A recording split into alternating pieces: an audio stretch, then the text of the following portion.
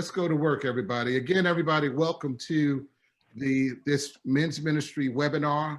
It is called Oxygen, I Have the Right to Breathe. Again, for those of you who have joined us and you had the missed opportunity to see us suffer through a brief moment of technical difficulty, I think we're going to be able to move well from this point on. My name is Darrell Anderson. I'm a pastor with the South Atlantic Conference of Seventh-day Adventist Churches. I am also the men's ministry coordinator under the leadership of Elder Melvin Preston, who is the director of men's ministry, and our president is Elder William Winston. The South Atlantic Conference covers territories in the states of Georgia, North Carolina, and South Carolina. If you will, Elder Preston, when you come on, share a little bit about our territory, the size of our membership within this conference, and any information pertaining to who we are that you desire to share. But we know that we are in a crisis, everyone. And what we have done is convened a group of men with voices, men who have already been forerunners in the movement of changing the lives of people for the better. Every one of these gentlemen come with serious credentials and credibility, and they're going to add something very important to this conversation. And so as we begin to launch this conversation, I'm going to read a verse of scripture, and then I'm going to turn this over to our leader, Elder Melvin Preston. After Melvin Preston makes some comments and set a foundation, a platform for this conversation, then I'm going to come back and introduce our esteemed panel for the day. This is the scripture. It's found in Ecclesiastes chapter 3, beginning with verse 1. The word of God says, to everything there is a season and a time, to every purpose under the heaven. A time to be born, a time to die, a time to plant, and a time to pluck up that which is planted. A time to kill and a time to heal, a time to break down and a time to build up, a time to weep and a time to laugh, a time to mourn and a time to dance, a time to cast away stones and a time to gather stones together, a time to embrace and a time to refrain from embracing. I'll stop there, and I'm going to ask you the very important question, Elder Melvin Preston. Under the circumstances that we are living through, with the crisis in America right now, what time is it? We're living in dangerous times, Pastor Anderson, and I'm so happy that we are able to come on behalf of men's ministry of South Atlantic Conference and also you as the coordinator, my coordinator for men's ministry, to address some critical issues that we are now facing. Sometimes when we feel that certain things are behind us, only to recognize again, they're before us again. I know many of our audience are angry, upset about what is happening in our land. I am too. It's been a bad month for African Americans here in the United States. And I'm hoping that during this discussion this afternoon, and I appreciate the time that our guests will be spending with us this afternoon to maybe address some of these most critical issues. Where are we? Where are we going, and how we're going to get there, and what we do, what we have to do in the meantime. Because to be honest, I have two sons, and I'm afraid. I'm afraid for them, and not only for my two sons, I'm afraid for myself. When I'm out there, and I'm hoping that some of these answers can be, we can answer some of these questions today. So to our audience today, we welcome you to our webinar. Back to you, Elder Anderson. Thank you, Elder Preston. It is important that those who need an answer and those who need a voice and who are looking for leadership to be able to find it. With that being said, let me introduce you to our esteemed panel today. And I do not use that word esteemed lightly. These gentlemen bring a powerful conversation and they bring powerful credentials to back them. I'm going to start with Elder Pastor Mason West. He is the founder of Nation Builders. Nation Builders is a program that exists to prepare emerging leaders to influence their peers, government, and economy as agents of positive and prolific change. He is also the author of the book, No Challenge Too Great. Elder Mason West has national and worldwide notoriety, and wherever he brings his program, there is proved success. He's going to bring some power to this conversation. The next person we have is Elder Jeremy Anderson. He is the founder of Next Level Living, the Jeremy Anderson Group. He's the COO of Spirit Reign Communications and Publishing, amongst many things. He is a profound entrepreneur, a profound leader, and author of several books, including Character Assassination, From Prodigal to Prodigy, Power Apps, Self-Destruction, Next Level Teaching. So he is a prolific author whose voice is being heard around the world, a consummate leader. The next gentleman on our panel is Dr. Don Arnett. Dr. Don Arnett has a story that you don't want to miss. He is the first gentleman to graduate from his class with a particular degree, and I'm going to let him share that piece with you. He is the author of I Am Supposed to Be Here. Remember that title as we go into this conversation, because there is a reason behind that title that Dr. Arnett will share with you. I am supposed to be here. So gentlemen, we thank you for joining us. We thank you for bringing your intelligence and your experiences to this conversation. I'm going to start with Pastor Mason West. You have traveled the world. You work with many. In fact, let me set this up and let you know that it's interesting that Jeremy is now our colleague when he was once our mentee. He is my son, but he was once Elder Mason West's student. Many years ago, Elder Mason West and Dr. Eric Thomas took our son Jeremy under their wing. And the accomplishments you see in Jeremy today, as you trace those individuals who had influence in his life that led him to being the man he is today, Elder Mason West is one of those gentlemen who stand out in that small group of people. So Elder West, based on what you're seeing, what time is it? What should we do now to begin to prepare our people to not be reactionary and destroy, but to now galvanize and be instruments of positive change? Well, I think what is very important right now is for there to be purpose to what people are doing. I understand the pain people are under. I understand why people are in the streets, but it's one thing to march, and have a geographic destination, but we need to have an ideological, a financial, and a political destination. When you have a geographic destination and you say to yourselves, we are all going to come together and we're going to march down Peachtree, or we're going to march down Market Street to CNN. During that march, you feel the unity. During that march, you feel the togetherness. But when you get to the end of the geographic destination, often there's a challenge of what's next? What do we do now? Ahmaud Arbery, George Floyd, Breonna Taylor, Mike Brown, Trayvon Martin, all these people are still dead. The system is still the same. And we expect to be marching again months from now or a year from now. And so that usually when you come to that reality, there's usually anger that results, because you realize even though we just marched, we don't have power. So I think there needs to be an ideological destination. In other words, what idea are we going to unify around? There needs to be a financial destination. How are we going to pool our resources so that we have the economic power to do something? And then there needs to be a political destination. And that is, what decisions are we going to lobby for to ensure that there is equity in this society, that our lives are valued? And finally, I'll just say that was the method of the past.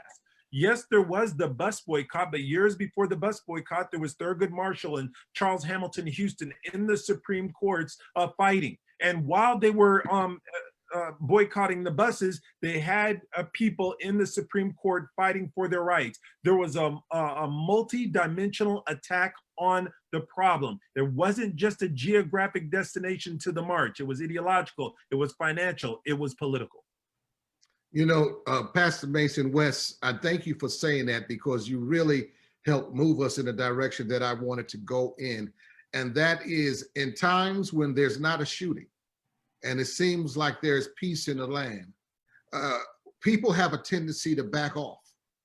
And it is only when something drastic happens, such as the death of one of our brothers or sisters at the hands of police or racists or what have you, where we find ourselves sparked again, and then the powder keg overflows, it explodes, and we see what is happening in society right now. So what do we do in those quiet seasons to keep building that bridge, so that when we enter into a crisis such as now, we are more prepared and our leaders have a following of people who will listen, and at the end, there are results that lead to the success we're looking for?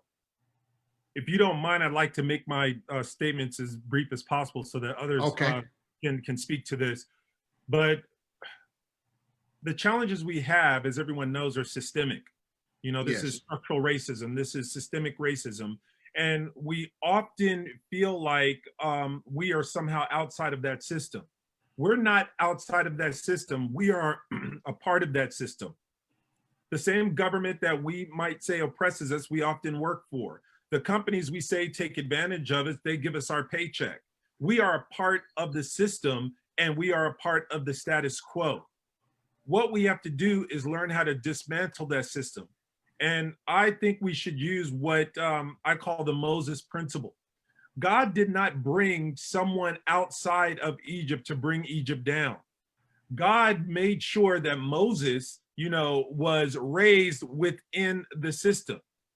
And not only was he raised within the system, he knew who he was. The 10 Commandments and Prince of Egypt got it wrong. When you read the Bible, his mama raised him. She told him who he was. She just raised him under the protection of the Pharaoh. And when he was of age, he was able to go back into the system and be educated. He learned everything about the Egyptian social, educational, economic, and civic system, so that he was the perfect weapon for God to use after God had taken him into the wilderness and brought him back. Herein lies the secret, I feel. And I believe there's no better entity in the world that is able to do that than the Seventh-day Adventist Church.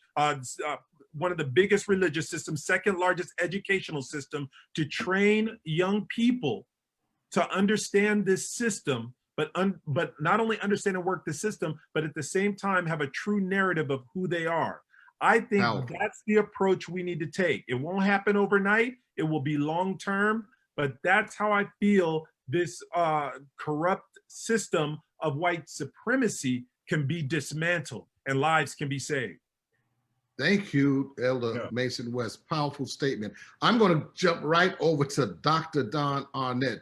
You all are about to hear a powerful testimony. Dr. Arnett, this is what I'm going to ask you to do. Share with our audience your degree in your field of specialty, and then how you got there and why you decided to title your book, I Am Supposed to Be Here.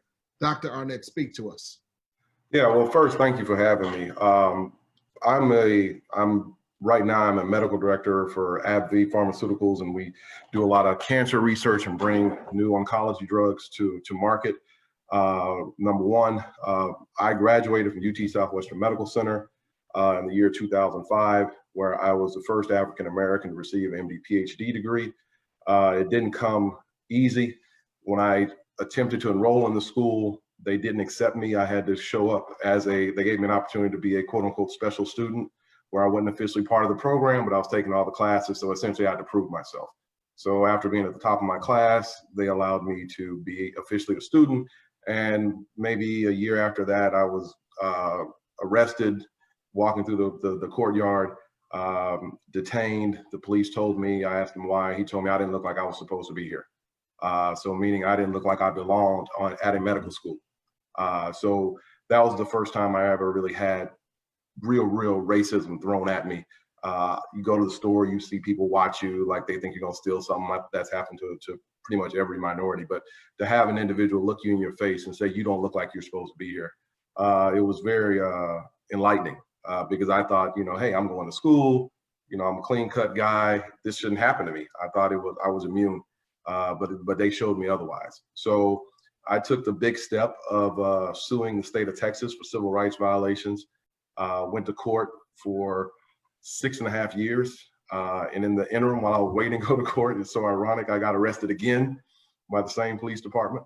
And this time they booked me, and I had to spend, weeks in jail until I could get out, and they booked me under somebody else's name, so I couldn't even bond out. So I was just stuck there in the day room. And just when I've done a lot of bad stuff in my life, but when you didn't do anything and you're incarcerated, it just eats at you. It just eats at you.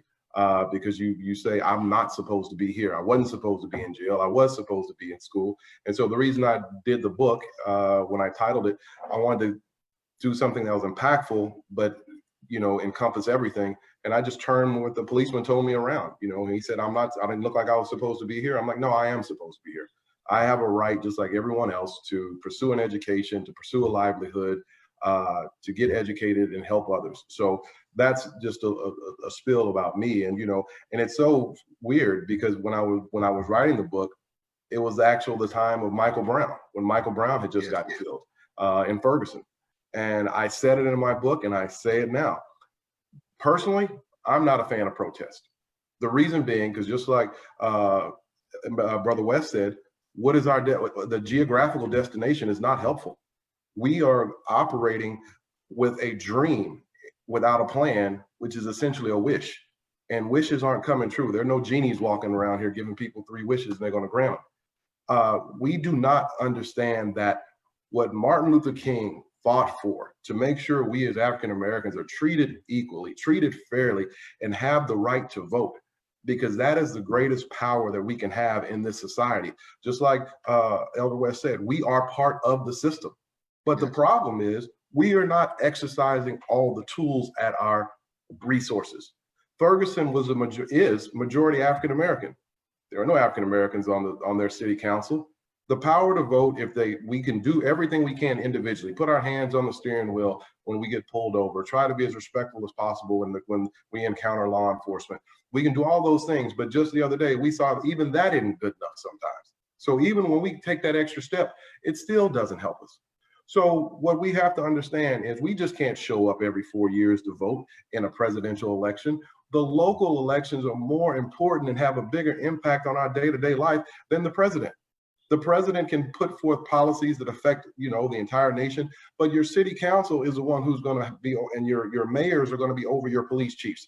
If they're doing things that you don't like, you let them know, I'm going to use my power and vote you out of office, and we're going to get someone in office who will treat us fairly. Down in Florida, the stand your ground rule, that thing needs to be changed. We need to get out there and make sure you have the appropriate people in the House of Representatives in the state of Florida that will use that as an agenda item to try to reform that. So we are not using our power. And then when we have, like just here in Dallas yesterday, we had, or Friday night, we had a protest.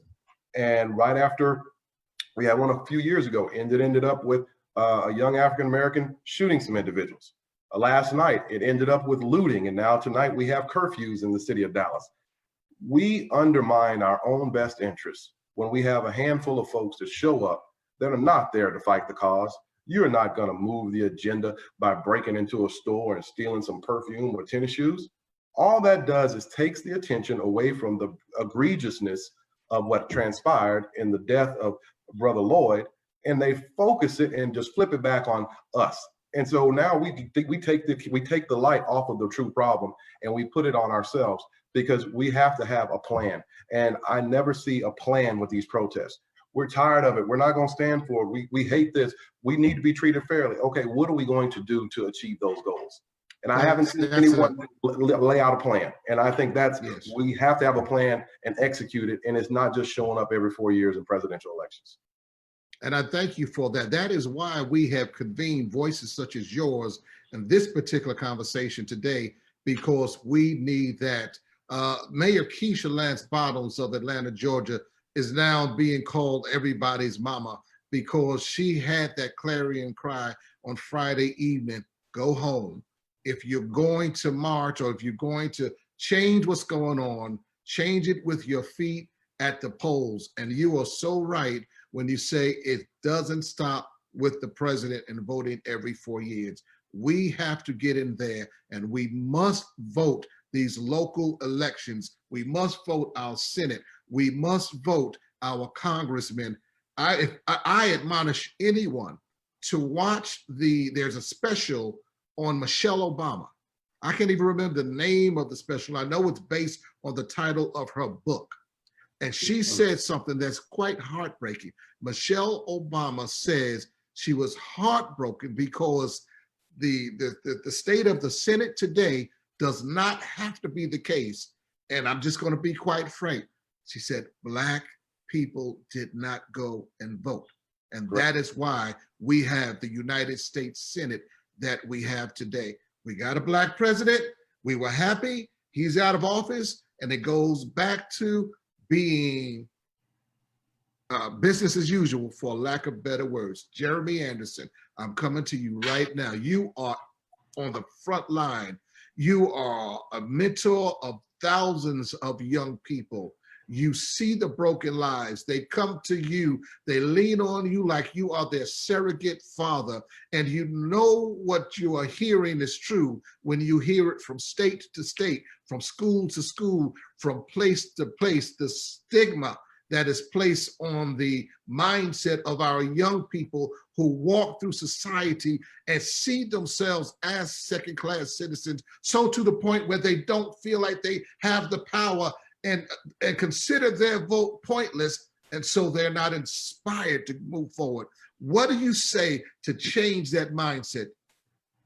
Yeah, so one thing I've seen here in Atlanta, like I've seen all over the country, is there is the same way that I don't want to say a lot of officers, but whatever. I don't know if it's 5%, 3%, 2%, 10%, I don't know, right? But there is obviously not the value that they should place over our lives. And this new generation feels the same thing. You know, for several years, I had a program at the Fulton County Jail, and there they got several pods of young brothers. They don't wait till you turn 18 here in Atlanta. They will put you in a pod and have you on a 23-and-1. So 23 hours a day, you in an 8x10 cell, and you only get out 1 hour a day. Then when they get out for that hour, they stay like savages because you got them locked up all day long. And so that same spirit follows throughout, the communities. You got the music that a lot of times echo that same thing. And if the kid is not already healthy internally, they can easily be swayed. And so I think our challenge now is to say, when we do come together, right? Because Dr. King said that rioting is the language of those who feel oppressed. So when you have people who feel oppressed, and they get together and they start rioting, the looting is, you got levels to it. You got some that's going to do a march. You got some that's going to do a silent, peaceful protest. Then you got some that's going to shout and riot. But then you got the looting, and they on some other stuff. But people are getting to a point now where their frustration is boiling over. So what I would like to see, like what Doc Arnett is saying, is that the rioting, we show up, the geographical location, okay, that's cool. But now if we can have some people that's like, oh, y'all marching? Okay, well, let me call my cousin who does voter registration. And we finna have a voter registration booth here. So if you are gonna have 1,500 people come through, our goal need to be half of them need to register to vote. I think that's one way that we can pull the needle. One benefit I see that with the marching and the protesting and the people coming together is you see how diverse it is. That's one thing that I can appreciate. I'm seeing some folk on the front lines out here really, really angry and upset that don't necessarily look like us. And it's getting to a point to where the whole world is like, okay, I see it. I talked to a friend earlier today, and she was like, you know what? I've always felt it and heard it. She was just like, but this one here, like, is over the top. And so I think that we do need to figure something out quickly. I don't know where that leader is because of technology. We got a whole bunch of different voices. You got Tamika Mallory and others who are out here on the front line. But back then, it wasn't just Dr. King. It wasn't just, Malcolm X. There were other voices, but the news tended to pretty much gravitate towards them. I know we got Michael Eric Dyson and brother Dr. Cornel West, who I love. It was great to get to meet him. But you got other voices out here, but we need something Because let me tell you something, this new generation, like they not playing and it's gonna get worse. And what they don't want is they don't want some of these cats that's really about that life out here in these communities rising up and getting fed up. So we need to pray, right? But at the same time, we need to have something in place that can let our folks know, okay, let's simmer down and move forward. And there was a question asked right before I give it back, Pop. There was a question that was asked, I believe you asked Mason, like, when this happens and then it stops and then it simmers down. Yes.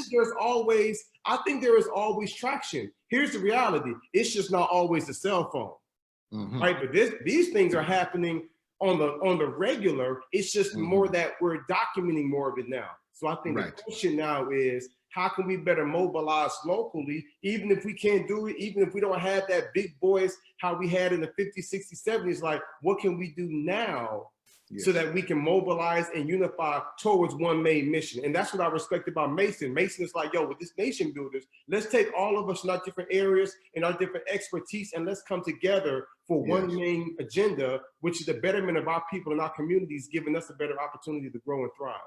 Powerful. And that's why for our viewing audience, it is important that you take the information from this particular webinar and you research these gentlemen, because they do bring something to the conversation.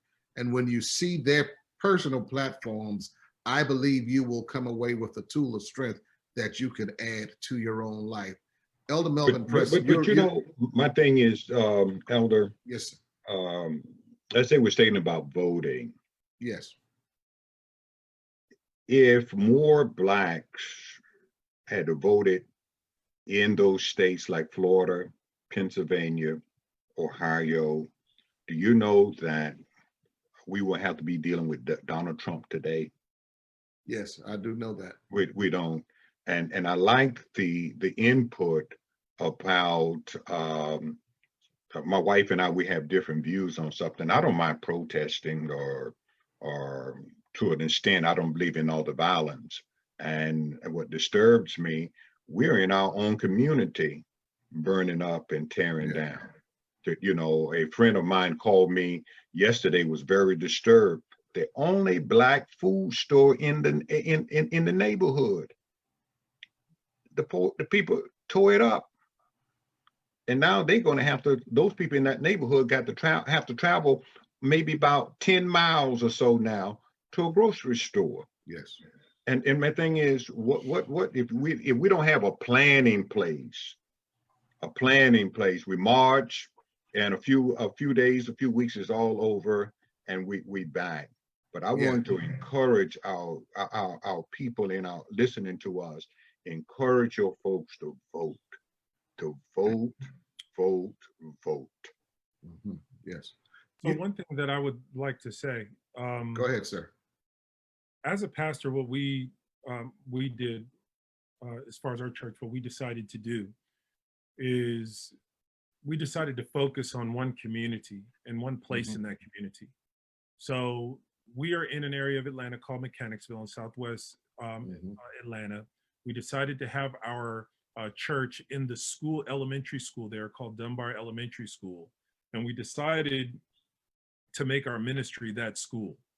So Nation Builders started after school program there. And in fact, for about a year and a half, I was at that school almost every day. During the day, after school, in the morning, we partnered with organizations to bring food to the school, to help develop a pantry. We started working with other organizations to do these strategic planning programs in a Nation Builders Conference every year. We decided to sit on the neighborhood community association board, become a part of the neighborhood planning unit, interact with the city council, county commissioners. We realized that you have to become interwoven into the community. We can't be a church that our church is located in the inner city. We live way out in the suburbs and you only see us each Sabbath. We needed you to see us every day. We needed to be a part of solving the problem. this is even before you get to voting, because especially at the local level, because you have to understand the issues of a community that you may not live in, the issues of Yes. gentrification they may be dealing with, housing, food, poverty, crime, and all of those things, so that you know what candidates to help support for that community and what work to engage in. I Yes. think that the church is well positioned to do that. When you speak specifically of South Atlantic Conference, you have churches like Berean and West End and Decatur that are right smack dab in those communities, Maranatha, Boulevard, that need this help. And Yes. then the next step is becoming a part of that community. It's political, Yes. social, economic, academic infrastructures. That way, you don't have a messiah complex saying we're Yes. coming into your community to save you, but as part of that community, you're learning what the issues are and how to address those issues. I think Yes. that might be a great place to start if it's not going on already. And if you could allow me, a second step is my very first job, professional job, was at Greater Atlanta Adventist Academy. My principal was Dr. James Lamb, right? Yes. One thing I learned about the Seventh-day Adventist educational system is it is a prolific educational system. I used to love going to the training sessions. We were into the latest theory as far as education was concerned. All we had to do was bring it back to the local level, right, and apply it. I think we are in a perfect position to create a new form of education that changes the narrative, how people of color see themselves Yes. and see each other in this world. And I Mhm. think those two methods we have the greatest control over right now and can be implemented right now. We already have the resources. And I'm going to be quiet now. Someone else can talk about the medical. Just think about our health system worldwide Yes. and what we could be doing in reference to coronavirus, if we're not already. So I believe we're Yes. already in a position to change the narrative, to change the game. Yes. We just have to step in and do it.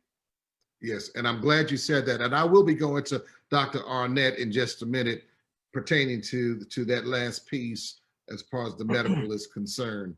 But before I do that, I want to go back to Elder Preston. You have several ministers on this call and this conversation right now. And there are two words that are polar opposite. One is commission, the other is omission. Of course, commission deals with the act of committing. Omission deals with the act of silence or being indifferent. And I believe that there is a sin that is committed by people unawares, and that is the sin of omission. When you see what's going on and do nothing about it. Already we have been receiving tools from leaders in this conversation that are offering, a solution and resolution. We want to tighten down and clamp down on these particular tools and find that roadmap that we can use in our own circles and then come together as one. So Elder Preston, as it pertains to the church, you are the leader of men's ministry, other ministries over 3 states. You have a lot of people under your leadership. What do you say as it pertains to commission and omission? And how do we as a people, and I'll speak particularly right now as the church, we are a part of the Seventh-day Adventist Church, but I'm broadening that concept to a people, period. How do we in our circles find even if it's the low-hanging fruit, so that we do not find ourselves on the sideline committing the sin of omission? I believe, and it's always have been my practice, and even in my ministries, all the ministries that I'm director here in South Atlantic, family ministry, single ministry, men's ministry, grief ministries. I try to tell them, if your ministry is only inside the wall, you have failed. Our ministry is not just an in-reach, but it must be an outreach. And I think that's where we have failed as a church. We can no longer stand on the sideline and just watch And you know, this is what happened um, during the King movement. With Oakwood, you know, and that's why Oakwood got so much backlash, because when others were protesting and whatever, they stood on the sideline. But when the doors opened, we was the first one to go in. I think we need to find our niche, get involved in the community, and you don't have to go far. I think it was Pastor West was stating about, we have churches throughout Atlanta planted in the Black neighborhood, and basically we're not even acquainted with the neighborhood that where our churches are planted in. We go out and pass out a tract. We may want to invite them by to pick up some, pass out some food, but do we really know our neighbors? Do we really know them? Do we need to how we get involved with it? And I like what he was talking about, the schools. You know, we have schools. I thank God for our church schools. Life on a Decatur, Berean, and all. But we have public schools out there where most of our members are. We need to get involved in those schools. My niche, I like healthcare, and I've been involved on that. I've learned so much, and I can and be able to help others better their lives through basically healthcare. So our pastors, I plead to them: don't stand on the sideline. Get in the fight. Get in your community. Your community should those the community need to know who you are, and it's nothing wrong with once in a while going knocking on a couple doors and introduce yourself as the pastor from whatever your church, and I just here to meet you to find out what are your needs are. But sometimes if they're not ready for baptism, we don't want anything to do with people. And we must get involved. We must get off the sideline. We got to get into the trenches. And especially if it's ever was a time that we need to be in trenches, is with our young men. With our young men. It's more to it than standing on a corner with your pants hanging down, or try to be cool or selling drugs or whatever. We need to teach and train our guys, because they are the leaders of tomorrow. And many times we have failed them. I'm gonna stop right there because I know we have a lot more to say. We do, and I want to go to Dr. Don Arnett. I'm going to go back to what Pastor Mason West said a minute ago when he said we need to use those tools that are at our particular disposal. He expressed some of the tools that he has used. Dr. Arnett, you are a doctor whose name is on the patent of medicines. You do a very important work. You travel the country and you sit on boards and committees that develop medicines that go into people's bodies for the purpose of healing, while at the same time you are a mentor of young people and you have a voice in this thing.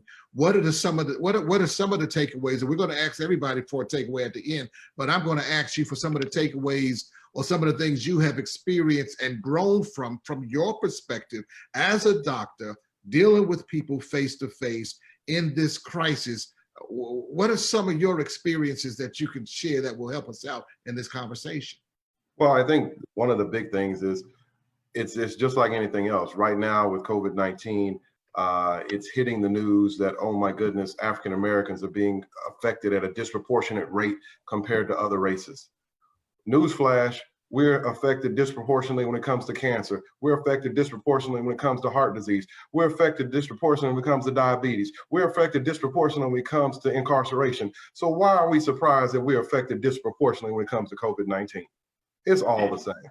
It's all the same. And it all goes back to some crucial things. There is some personal responsibility that we as a people have to take and be and embrace. You know, we live in a community that in the social mores kind of dictate our behavior. We as Black men don't like to go to the doctor because in the general sense, it's not cool. It's a sign of weakness. So we have a tendency not to go. We have a tendency to ask our neighbors to help to define what's wrong with us physiologically versus going and ask a physician. You can ask someone else, oh, well, I had a headache, or you got high blood pressure, just go drink some vinegar. No, that's not helping you. But people do that. People have this idea that, oh, the doctor's the bad guy. Oh, he just wants to put me on all this medicine. Well, you know what? If you come see me and you have diabetes or you have hypertension, I tell you to diet and exercise, and I'll come see you in 2 weeks, in a month, and then you come back and you can gain more weight than you had before you left, I have no choice but to put you on a pill. So let's understand why behind this. And the idea that we look at law enforcement and it's the numbers game. It's a thing that we do not look at. It's called statistics. We're looking at COVID-19, 100,000 deaths. People are so alarmed because 100,000 is a big number. I can give you a bigger number, 300 million. That's how many people in the United States. Almost 1 million people died last year from heart disease. 750,000 people died from cancer last year. 60,000 people died from the flu last year, and we have a vaccine for it. This is novel. And so with those same numbers, we have to look at it from a law enforcement perspective. Mm-hmm. Yes, we had 1,134 Black men that were killed at the hands of law enforcement in 2019. Some of them may have been justified. Most of them, in my opinion, probably were not. But the reality is, how many police officers are out there on the street? We cannot lump every policeman and just say the white man is this and blah, blah, blah. There are bad apples in every bunch. We got bad doctors. You have bad professional athletes. You have bad preachers in if you want to talk about the Catholic faith or what have you, that we see that do things that are despicable, but you can't throw the baby out with the bathwater. Now, is it egregious and is it terrible when it happens? Yes, it is. Do we need to see results and consequences for people who do things for law enforcement? And I think the worst thing was not only the man who had his knee on Mr. Floyd's neck, but the other people who stood there and watched it and didn't have the courage to say one thing. Yes, yes. And that's yes. Like if you ask me about Donald Trump, I'm not a fan. He says a lot of outrageous things. But the thing I have a bigger problem with is someone who tries to justify this unjustifiable. And we do not understand what perception does to us.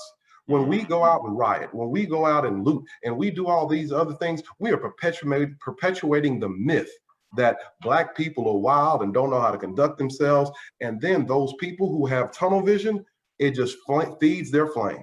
Now, when they look at someone like individuals on this panel, they're going to lump us into that same category that all of y'all must be like that. Because imagine this, if we can't understand why people of color will rob and steal and tear down local grocery stores that are Black owned in an attempt to protest an African-American man that was killed, how the heck do you think a white person is going to think? If we don't understand it, they certainly can't understand it, and they're even more confused than we are. So I know, Jeremy, you alluded to, these young fellas out here who, they really about their life and they're going to explode. But I just would caution them, because what they're going to do is going to affect every young African-American man, because now the perception of us is going to go through the roof. Every cop is going to be wondering, is this the day? Is this kid going to be like that kid I read about? The same way we look at police and wonder, is this going to be the guy who's going to put his knee on my neck? They are going to be looking at us the same way. And people form opinions based on personal interactions. And if these guys have only interacted with negative and had negative outcomes, they're going to put all of us in the same thing. And we as African Americans, we do the same thing. We like to just lump all white people together sometimes, just like we as Black people lump all the police together. And then they lump all the Black. And it's like you said, we need to learn our communities. We need to know each other and see that there are differences. And just because there are a handful, and when you look at the numbers, if you look at the statistics of how many bad police officers out there versus good ones, or ones who are doing an adequate job, it's a very disproportionate number. But the other statistic is the majority of these guys who kill these Black men never have to pay any consequences. That's another statistic that we have to be mindful of. And why is that? Do we always need the FBI and the state attorney to come in? I was so perplexed when I heard the prosecutor say something the other day about the officer that was going to be charged. He's like, oh, I saw a bunch of stuff that makes you think it's murder, but I also saw a bunch of stuff that would make me think it's not murder. I saw videos from a bunch of different angles, and I want to see what in the world he was talking about, because the man was in handcuffs from the very beginning. Yeah. I don't know how much of a threat a man in handcuffs behind his back can be to anybody, especially when you have a gun. That's right. And when you said that piece about those who watched on, that's that omission piece I'm talking about. And that's why we have to have tools in place, and we must educate individuals along the way. And I will tell you, this morning, I'm a pastor of people. Some of my members are police officers. I called one of the members of our church who is a police officer to check on him and to cover him in prayer just on this day. I have relatives, I have cousins who are police officers in New York City, and they are in the thick of it right now. I cover them in prayer. I have cousins who are police officers in Augusta, Georgia, upstate New York. Here, my wife's first cousin, your first cousin, Dr. Arnett, you know, is the chief of police in Lithonia, Georgia. And so we have law enforcement in our family. We know them personally, and we know that every police officer is not a bad cop. And that's why it's important that we educate ourselves, we educate each other, we put a game plan together, but most importantly, we are not sitting on the sideline committing the sin of omission. It's time for everyone to, whether the fruit is hanging low or high, whatever fruit you can reach that is within your area of expertise, or however you want to frame it, we as leaders need to train and teach. I had the opportunity a few months ago to offer the prayer of intercession over the Atlanta City Council. On tomorrow morning, I am calling the Atlanta City Council president. I need to make sure that as a leader in the community where my church is located, that I am doing what I should be doing, that if there's any way I can lead my church members to be instruments, that we are working. I cannot sit on the sideline and watch all this happen with my hands folded, singing Kumbaya. It's just not going to happen. I saw Pastor Mason West. It looked like you wanted to say something. Go ahead, sir. Okay, but if Jeremy wants to speak first.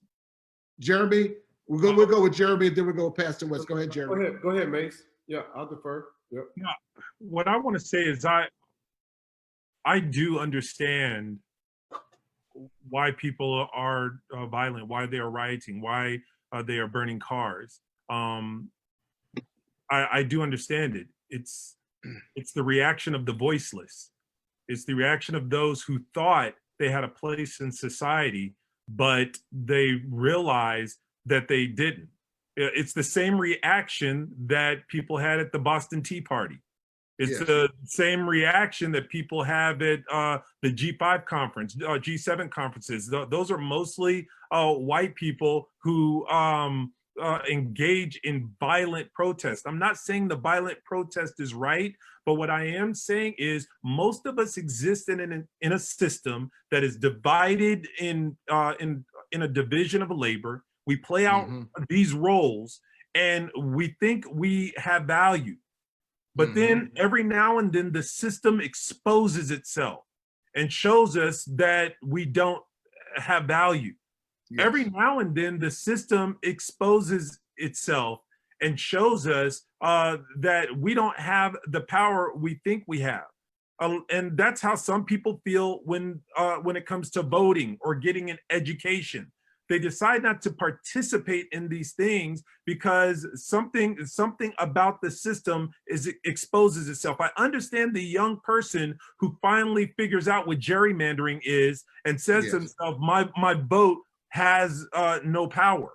Or someone who finally figures out what a monopoly is or an aristocracy is and realizes, wait a minute, I don't really have a place in this society. And they've been doing what everybody told them to do, going to school, getting the education they were supposed to get. And let me say something else. This isn't just low income people. There's this gentleman named, I believe it's William Dershowitz, wrote this book called Excellent Sheep, which focused on how people who go to elite institutions like Harvard and Yale and Stanford, even they are trained to be educated in specific degrees in finance and law so they can perpetuate the system. When you realize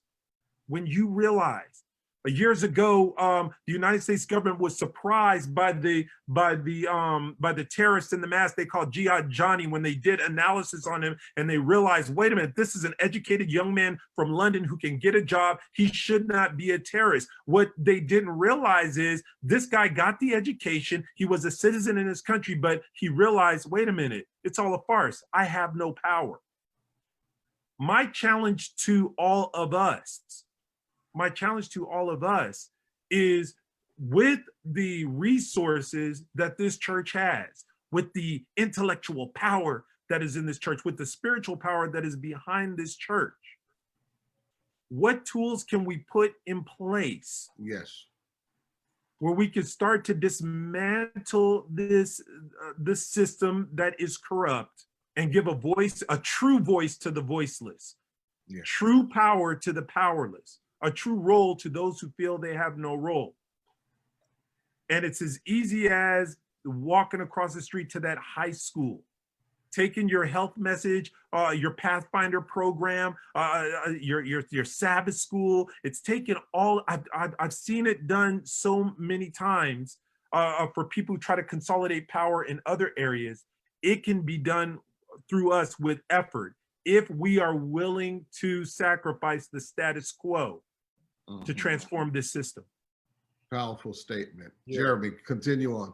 Yeah, so I'll say this. So the same way that Dr. Arnett felt when he's on the university where he was supposed to be top of his class, minding his business, the only thing he did wrong was he happened to be a black man, and to go through that, to have him on handcuffs, the humiliation, the drama, the anger, the frustration, and for that to happen twice from the same department on the same campus, like that don't make no sense, right? And that was years ago. So imagine you got our young black boys in communities today where that is happening in their neighborhood, and they have all this pent up anger, frustration, and they don't know what to do with it. Like Mason, I don't know if y'all know, but they've called Mason to different countries to stop some of the different gang wars, because they're not joining gangs, they joining terrorist groups. So they brought him in to be able to create programs, and then when the work is done, he flies back to the US. Why are we not using Mason in more tangible, powerful ways right here in our country? So Mason's thing is, I'm gonna stay in my lane,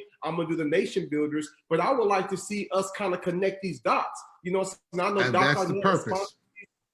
Trying different, you know what I'm saying, working with different, them mentoring, giving back to communities, like stuff like that. But we got to find a way to bring this thing together so that our young black and brown boys will know you are worth it, you do have value, you do have something special inside you. And in addition to putting your fist in the air and showing up and you vote, you know what I'm saying, there is a power to education, there's a power to ownership, like the school system, like all of this stuff, like Doc said, is systematic. And so we have to be intentional about reversing those people. When we put our kids in like Adventist or Christian education, we really on, let me put them here to protect them.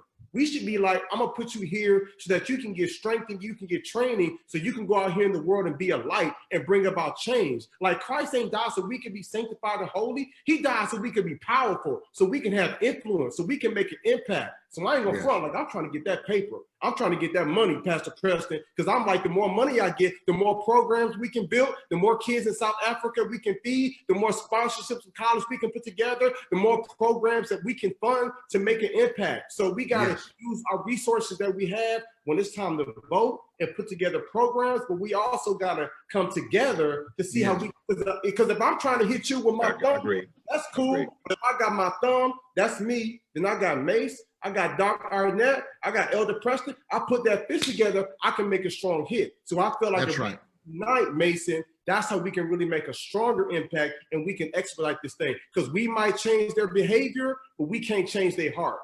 These folks that did with Dr. Arnett and put him on the corner on that sunny day on that campus and he didn't do nothing, it's something in their heart. Christ's gonna have to work on their heart. But we can put together systems and laws so that we can at least make sure we have things in place that can check you. And I will tell you this, Dr. Arnett, you didn't share this piece, but I'm going to go ahead and share it. The precinct, I think it was at the university. it was learned that they had a dartboard, and the target on the dartboard was your photograph. Come on, Yeah. man. Tell us about that.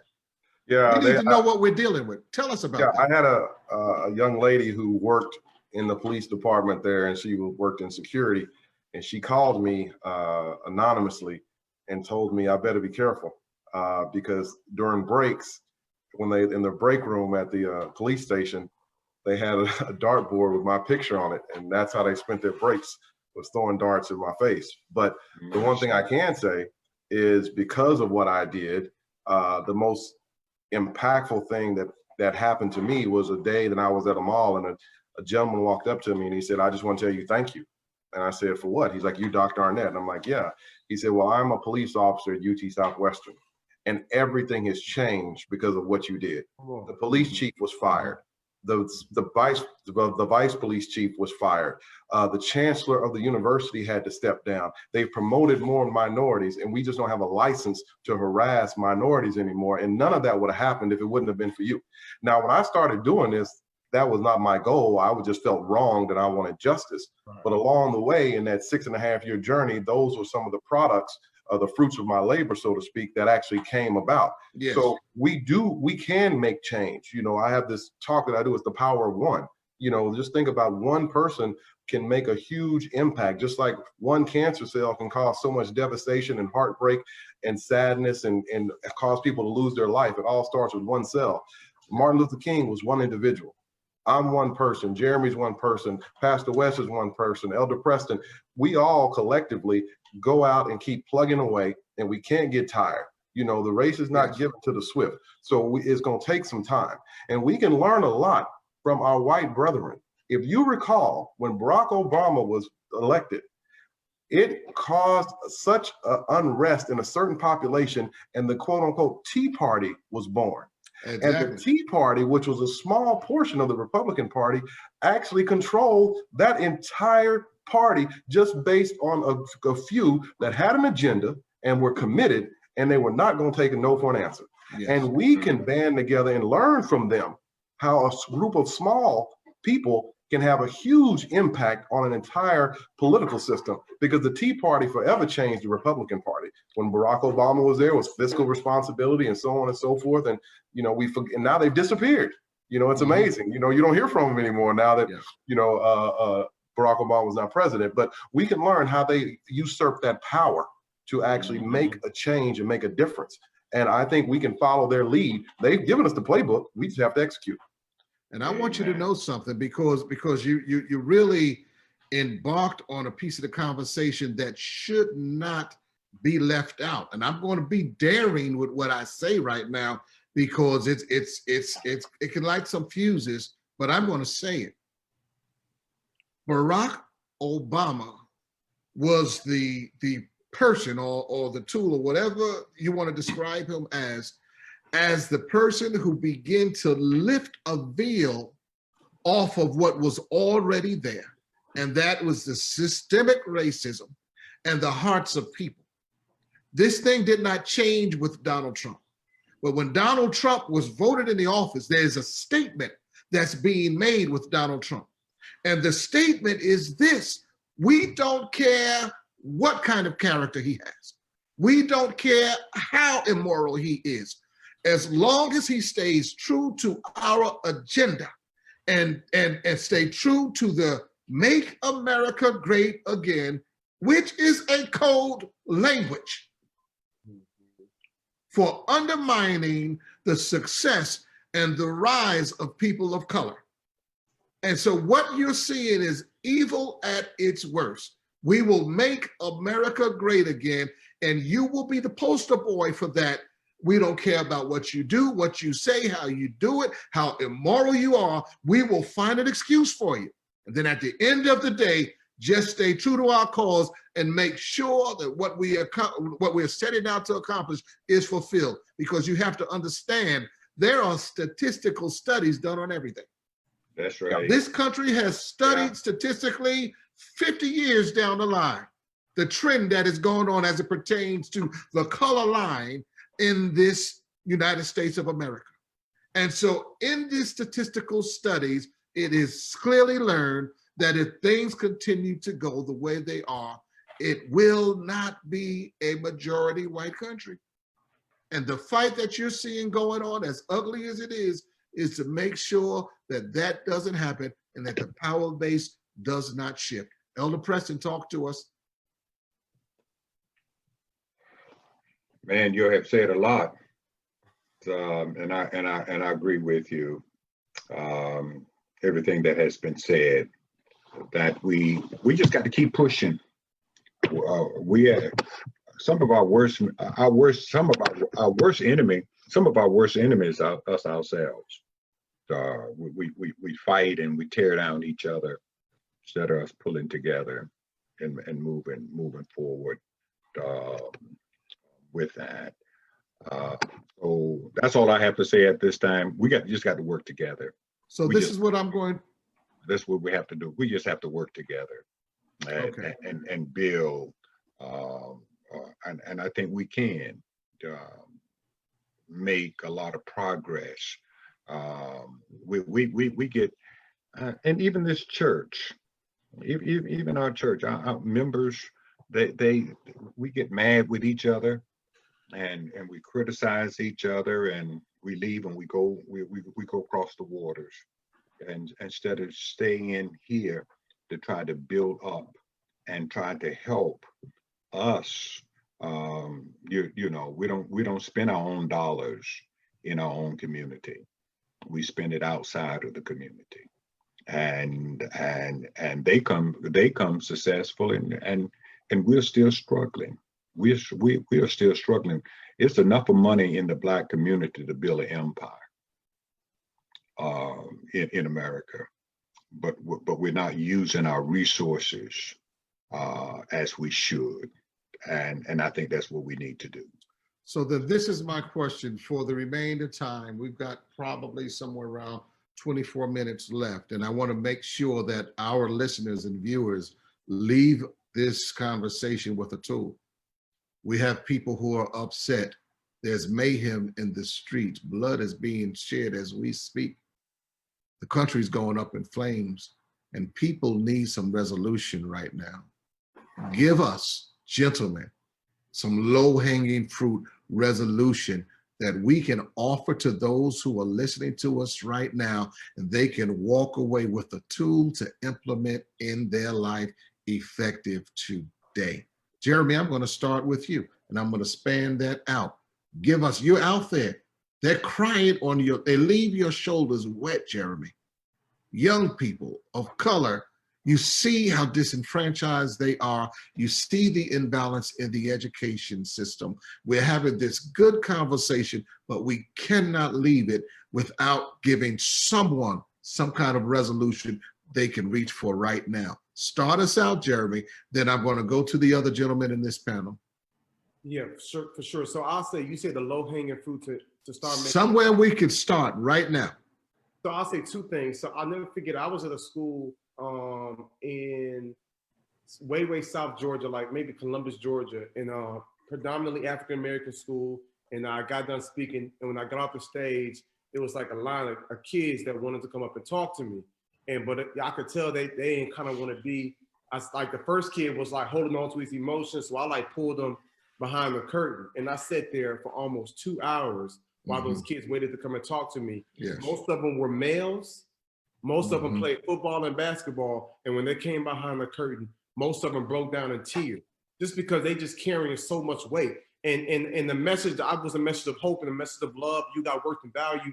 So I would just say, we got to keep letting this new generation specifically know that you got worth, you got value, we love you. You know what I'm saying? Some people, a small group might not value you, but we value you. And we want you to value yourself. And because you value yourselves, you got to be cautious on how you move. You got to be on a 10 and 2 when they pull you over. You got to have all your windows rolled down because you don't know what they're thinking, right? You got to have your license and registration. If you carry them, you got to have your permit. Don't reach for nothing. You might have to FaceTime or go Facebook Live and be real slick with it. You got to do the best you can. Why? Because the same rules don't apply for us that applies for others. So we got to be in operation. I want to make it home safely so I can fight another day. You feel me? Because the word says that pride comes before the fall. And so it's been moments when I got pulled over and I was feeling some rage rise up in my heart. And I was like, I ain't taking this today. But I'm like, man, I got a family to go back home to. Yeah. I got a world that needs me. So I had to humble myself and play it so I could fight another day. So I would say that. And then I would say, continue to let your voices be heard. And this is my last piece here. You need to watch your friends, right? Because I got a lot of friends that's not Black, that's using their voices, and you best believe I went to their pages. Because if they silent during this time right here, like that's a problem. And so I don't need everybody to post, but I am interested in seeing what's people's heart like. So I have to kind of reevaluate even my circle that I run with to make sure that we moving forward in that direction. Good piece. Wonderful. Mason West, give us some fruit to reach for right now. This is what I would challenge church leaders to do. And forgive me for making this specific to Atlanta, but I think it could be modeled anywhere else. All right. I believe that you should learn just how your community works. Yeah. So first of all, let's say in Atlanta under Maynard Jackson divided the city into 26 neighborhood planning units.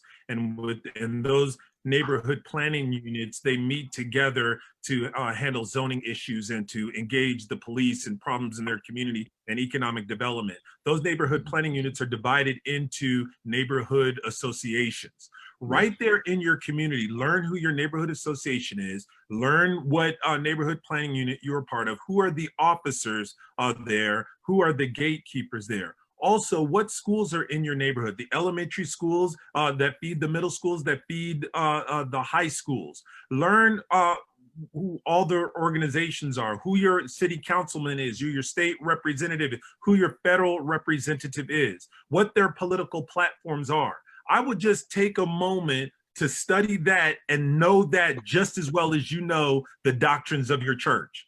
The doctrines of your church help you to understand what you stand for biblically, but knowing your community helps you to apply those spiritual things that you say you stand on to transforming lives. Once you understand how the system works, get involved. And it's not that difficult. I'm talking about just walk over to Frederick Douglass High School. Just walk over to Maynard Jackson High School. Just introduce yourself to the principal. Say, my church is here to help. We're not going to tell you what you need. You tell us what you need. You tell us where we can fit in. Be careful because they're not always going to fit in to that 1 hour after the sermon on Sabbath. It's going to be on their time. That's the first thing that I ask you to do, is to get woven into your community. The second thing I'm going to say, Pastor, is we have got some serious resources that I don't know if we know how powerful those resources are. I don't know if we know how powerful our education system is. I don't know if we know how powerful our auxiliary programs like Pathfinders and things like that. I don't know if we know how powerful they are. What we need to do is transform them from being a part of the social club and make them a serious tool for outreach. That's where I think we need to start. If we start there, then we can start touching lives. So when these things happen, listen closely. When these things happen, we're not watching it on TV saying, "Oh, Jesus is coming soon." That's not us. That's not us. Because they won't be in those churches. I mean, in those streets where they will be. They will either be in our churches with those rallies, or we will be in their communities with those rallies, and then we will start to move the needle. Because we know the community well, we can intercede with the police, with the city council, with getting laws changed. Not that we're going to become a political organization, but we become an instrument, a true instrument for social justice. Yes, powerful statement, powerful statement. Dr. Arnett, give us one of those low-hanging fruits, something we can apply right now. Vote. I mean, that's the easiest, most expeditious thing to do, to carry out with an election, less than 6 months away. I would challenge everyone, like when we have these protests and these same individuals, we do understand the pain, we do understand the frustrations, and when they're burning cars and things of that nature. But I would love to ask the individual who lit the match on the car, did he vote? Or when was the last time he voted? or has he registered to vote? I would love to ask that question. And then we need to educate as a community, to educate these are not even the young, but and the old, of how the system works, why voting can make a difference, and why, because in county and small elections, the turnout is very, very small. So it doesn't take a huge amount of influx of new voters to change the needle. So that's what we also have to understand. I mean, we had people who would marched and fought and died so we could have this right. And for it to be just dismissed as a luxury or something that doesn't make a difference, it just drives me crazy. Yeah. And, you know, we need to make sure our young people stop listening to they. And when I say they, you can ask any kid, what are they going to do? And they're like, oh, well, they said this is this or this. And I want to know, who is they? Wow. Mhm. They don't know nothing. They don't have credentials. They don't have a resume. They haven't been in your same situation. They don't know what they're talking about. And you are trying to tell me this is why you are doing something or not doing something because they told you, and you can't tell me who they are? That is one big problem we have as a community. We need to educate ourselves and stop. Yes. I know we love our friends and family, but they are not the residential experts in a lot of different subjects. So we can love them to death, but make sure that, you know, we know that, well, this may not be the appropriate source for me to determine how I'm going to move forward, what actions I'm going to take, what actions I'm not going to take. Check your sources, do your own research, get out and vote. It may not seem like much, but you would be surprised. I'm very disappointed that in Ferguson, the number of African-American turnout after Michael Brown died, you thought it would have shot through the roof. Didn't change. And we have to keep this on our mind. We can't protest today and next week and then go on about our business and act like this never happened. This has to be a continual thing. We are very in the moment. And when it's hot, oh, everybody wants to participate. We got marches going all over the country. Let's see how many people are talking about this next month. The next time we're going to talk about this when they go to trial. And so check your resources, get educated, and at a minimum, vote. Learn your community, educate, educate, educate. That's right. And that was the very bridge I was trying to build this conversation on. Between those powder keg moments, when it appears to be peace in the land, we must be proactive. We must keep our feet on the pedal. We must continue to educate, and we cannot educate off the sidelines. We must be the man in the arena. Allow me to read something that many of you may be familiar with. It is a quote from former President Teddy Roosevelt many years ago. It's called The Man in the Arena. Listen to this very closely. Let every word hang on you right now. It says this: it is not the critic who counts, not the man who points out how the strong man stumbles, or where the doer of deeds could have done them better. The credit belongs to the man who is actually in the arena, whose face is marred by dust and sweat and blood, who strives valiantly, who errs, who comes short again and again, because there is no effort without error or shortcoming, but who does actually strive to do the deeds, who knows great enthusiasms, the great devotions, who spends himself in a worthy cause, who at the best knows in the end the triumph of high achievement, and who at the worst, if he fails, at least he fails while daring greatly, so that his place shall never be with those cold and timid souls who neither know victory or defeat. What a powerful statement. We must be the man in the arena. Everyone who is listening, who is watching us now, leaders of your families, if you're a leader of an organization or a community or a church or anything of the sort, be in the arena. Begin to be an instrument of change by educating. Reach for some of the low-hanging fruit that these gentlemen have presented to you. Look for them, and I'm going to allow each of them to share their website and how they can be contacted, and get their books. Read their books. I want them to tell you the titles of their books, the websites of where they can be contacted, because these brothers bring intelligence to the conversation. I'm going to do that after I turn a piece of this conversation over to our leader, Elder Melvin Preston. Elder Preston, step in here, talk to God's people, and then I want to loose these men so that they can be contacted and people can learn a little bit more about who they are. Go ahead, sir. Okay, even on their contact, Pastor Anderson, Yes. it will be good that they can also send you their book titles and all, and we can put that on our website as can well. take care so they of that can go to immediately. that. We can Yes, do sir. that. I think our communication department can do that. I'd like to thank Okay. each one of these gentlemen for being with us this afternoon. I know that we're living in very critical times of Earth history. It's bad enough with the COVID-19, but seeing what tragedies have been happening among our people for these last weeks here in America tell us that things are not getting better, they're getting worse. I don't mind people protesting if that's what you choose to do, but you got to must understand that, you know, a lot of these, you got these people who want to riot, want to stir up stuff.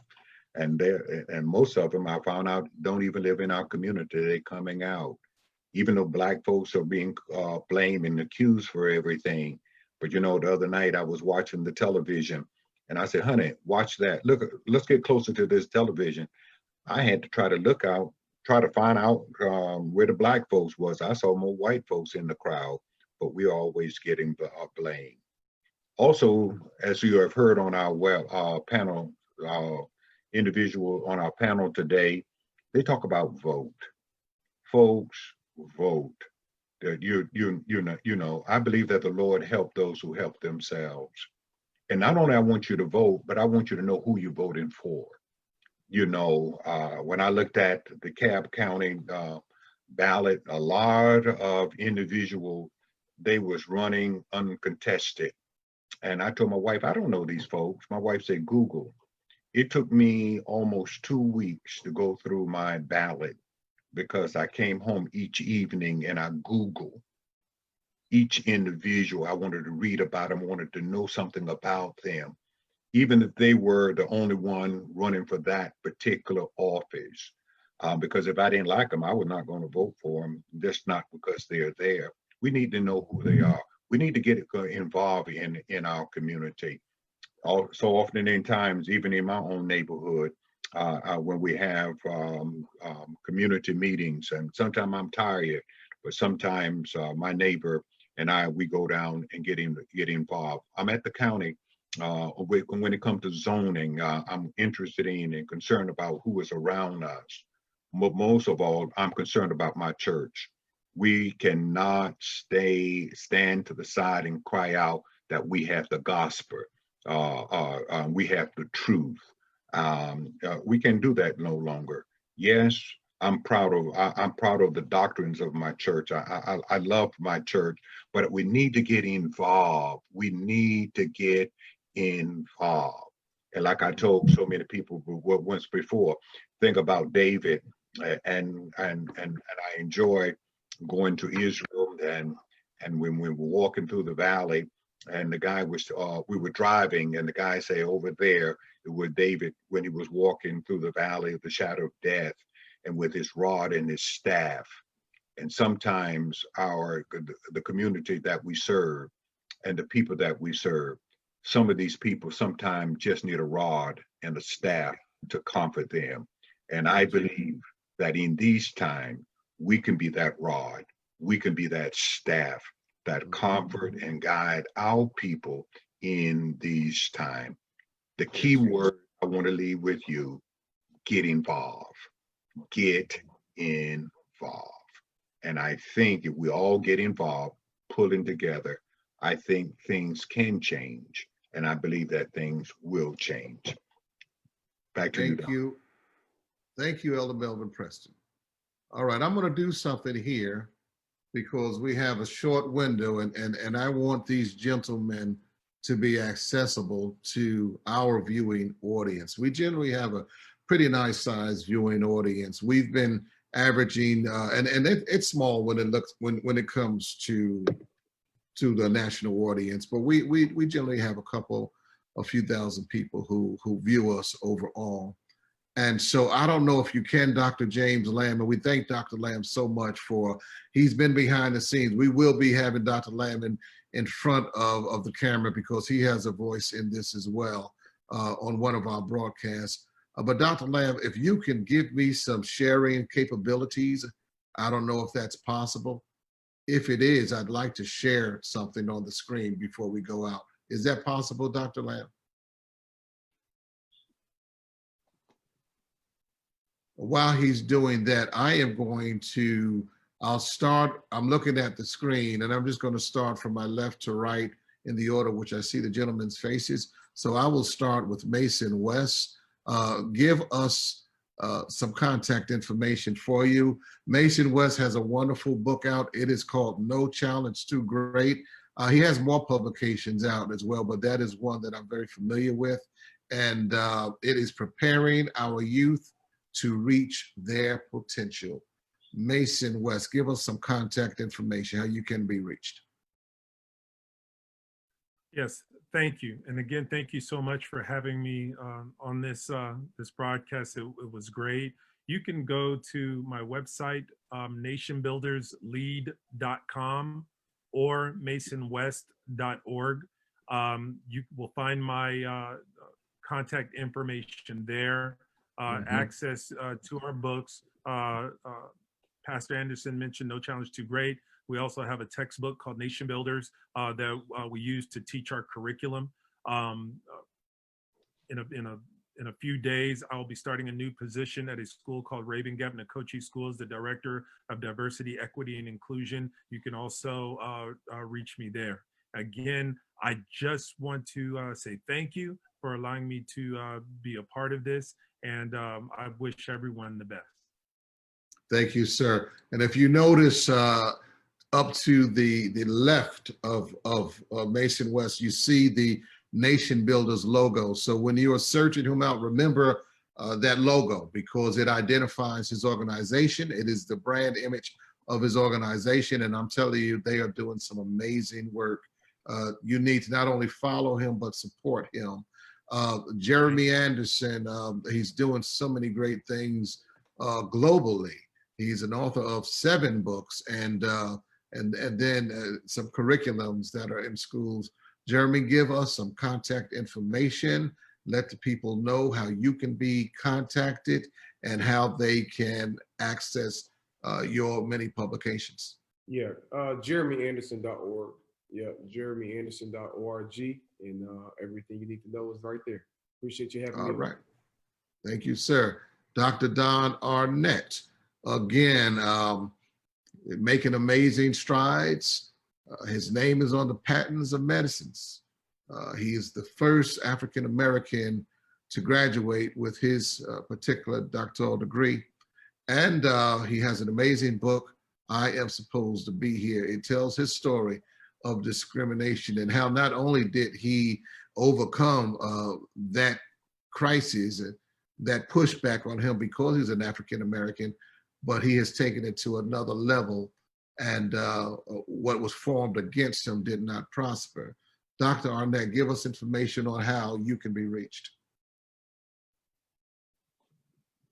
We can't hear you, you're on mute. Dr. Arnett, take yourself off of mute and start over. Okay, my bad. I can be reached. My website is docarnettfoundation.org, DOCARNETTE foundation.org, and I can be contacted at contact@docarnettfoundation.org. So that's the email, contact@docarnettfoundation.org. Thank you so much for having me. You know, I love doing these things. You can see on my website when we're doing a lot of stuff in Dallas, teaching kids how to invest money and trying to dispel the myth that you have to be rich to invest. And yes, we have programs with at least like $10 a month. We're showing kids what $10 a month looks like after 10 or 15 years. And then how to rule 72 and so on and so forth. So trying to educate themselves so they can actually get in the game. And then all the other health stuff that we do also. So yeah, docarnettfoundation.org. Thank you so much for having me. I appreciate it. I'm supposed to be here, and there are links on the website for that also. Yes, sir. And in fact, Dr. James Land has given us sharing capabilities, and a promo piece is on the screen right now. that shows the cover of Dr. Arnett's book, I Am Supposed to Be Here. You need to purchase that book because it is insightful and educated. I'm going to come off a screen share and do another screen share just in the last couple of minutes to let you see some of what God has used these gentlemen to do. I will come out of screen share for a minute and then go back in. Let me go to Jeremy Anderson. Hold on a second. Let me do this right. I'm in screen share. I'm coming out. I'm going here. So I should be able to make it. For some reason, I'm not making the transition. Let me try one thing. You need to skip mine and go right to Mason. Yeah, Mason is next. Yeah, Mason is next. Let me go there. Let me go to Mason West. Let me see if I can screen share Mason. Just give me a minute, everyone. I'm going to stop screen share. And let's see if that'll work for us. There we go. You see Mason West there? Let's open that up a little bit. Make sure everyone can see that. Nation Builders. The Nation Builders program exists to prepare emerging leaders to influence their peers, government, and economy as agents of positive and prolific change. And I'm going to exit out of that, and we're going to close on one more thought as I show Jeremy. Jeremy is humble, but I think he deserves to at least be shared as much as the others. So give me a minute. And then if y'all blaming it on that daddy piece of me, go ahead, I'll take the blame. I'll take that blame too. All right. There we are. All right. So we saw it was up. and there he is. So that's Jeremy Anderson. The Lord has blessed him with several books. So all of these gentlemen are doing great work, everyone. I'm coming out of screen share now. They're all doing great work, and we are blessed to have had them on our panel. As always, we are blessed to be guided under the leadership of Elder Melvin Preston. Again, he wears many hats. And then under the leadership of Elder William Winston, the president of South Atlantic Conference. Continue to lift each other up. Make your voices and your presence be heard. Vote with your feet, get to the polls, and then if you have to get out there in the street and protest, do it in a dignified way, okay? Do it in a dignified way, but your process and your voice is valuable. So with that, again, we thank you for joining the the South Atlantic Conference Men's Ministry. Oxygen, I have the right to breathe. Godspeed to all who believe. Let me pray over you right now. Father, in the name of Jesus Christ, cover everyone, every family, and let this prayer overflow into their seed and posterity. Be with those who are in the streets protesting, and let this season be an effective one. Keep us and protect us in the worthy name of Jesus Christ. Amen. Amen. Thank you, Dr. James Thank Lamb, you very much. keeping us going. Thank you, Elder Melvin Preston. Thank you, gentlemen. Godspeed, everyone.